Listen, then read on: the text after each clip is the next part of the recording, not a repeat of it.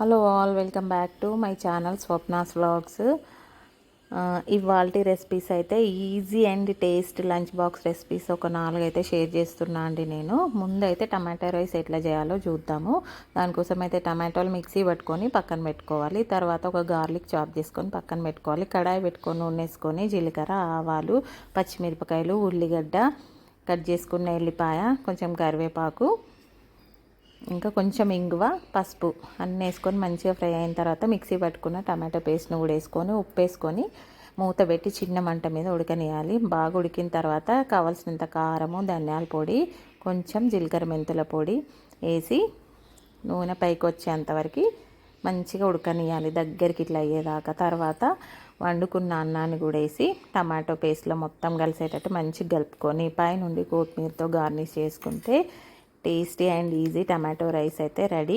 Easy lunch box పెట్టేయచ్చు, పొద్దున్నే tension లేకుండా పిల్లలకి బాగుంటుంది. నెక్స్ట్ రెసిపీ అయితే క్యాప్సికమ్ రైస్ అండి. దీనికోసం అయితే కడాయి పెట్టుకొని నూనె వేసుకొని నూనె వేడైనాక జీలకర్ర వేసుకొని ఒక ఉల్లిగడ్డ కట్ చేసుకొని వేసుకోవాలి. తర్వాత కొంచెం కరివేపాకు వేసుకోవాలి. తర్వాత ఒక్క టమాటో చిన్న కట్ చేసుకొని వేసుకోవాలి. తర్వాత కొంచెం కారం వేసుకోవాలి. జీలకర్ర పొడి కొంచెం వేసుకోవాలి, ధనియాల పొడి వేసుకొని నూనెలో బాగా ఫ్రై అయిన తర్వాత కట్ చేసుకున్న క్యాప్సికమ్ వేసుకొని మంచిగా ఉడకనియాలి.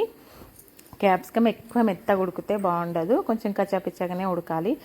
ఉడికిన తర్వాత ఇట్లా వండుకున్న అన్నాన్ని వేసుకొని కావాల్సినంత ఉప్పు కూడా వేసుకొని పైనుండి కొత్తిమీర వేసుకుంటే క్యాప్సికమ్ రైస్ కూడా అయిపోయినట్టే. చాలా అంటే చాలా ఈజీగా చేసుకోవచ్చు, పిల్లలు కూడా చాలా ఇష్టంగా తింటారు. అదే క్యాప్సికమ్ కూర వండి పెట్టినాం అనుకోండి అస్సలు తినరు, ఇట్లా చేసి పెడితే మాత్రం ఇష్టంగా తింటారు.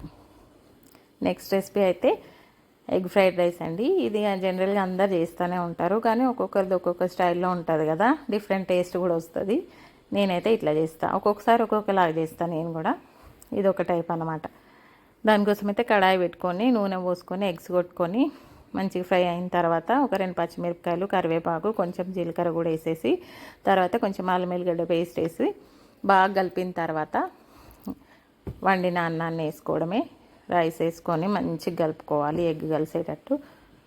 తర్వాత పైనుండి కొంచెం కారము, కొంచెం చికెన్ మసాలా వేస్తాను నేనైతే, వేసుకొని కావాల్సినంత సాల్ట్ కూడా వేసుకుంటే అయిపోయినట్టే. ఇంకా పైనుండి కొత్తిమీర చల్లుకుంటే ఎగ్ ఫ్రైడ్ రైస్ కూడా రెడీ అయిపోతున్నట్టే. ఎగ్ ఫ్రైడ్ రైస్ అయితే ఇంకా ఒక్క మెతుకు కూడా వదలకుండా తింటారు పిల్లలు అయితే. ఎగ్ అంటే చాలు, ఇంకా ఆ వాసన ఉంటే చాలు పిల్లలకైతే, ఏ కూరగాయలు అవసరం లేదు. ఇప్పటి పిల్లలైతే మరీ ఇంకా అట్లనే తయారైండ్రు కదా. ఇంకా నెక్స్ట్ రెసిపీ అయితే జీరా గార్లిక్ రైస్ అండి. ఇది కూడా సింపుల్ అన్నమాట, చాలా సింపుల్గా అయిపోతుంది. టేస్ట్ అయితే సూపర్ ఉంటుంది, నాకైతే చాలా ఇష్టము. దానికోసము కడాయి పెట్టుకొని ఆయిల్ వేసుకోవాలి. ఆయిల్ వేసుకున్న తర్వాత ఈ లోపైతే ఒక పెద్ద ఎల్లిగడ్డ తీసుకొని మంచిగా చాప్ చేసుకొని పెట్టుకోవాలి. ఒక 5-6 పచ్చిమిరపకాయలు కూడా పొడుగ్గా కట్ చేసుకొని పెట్టుకోవాలి.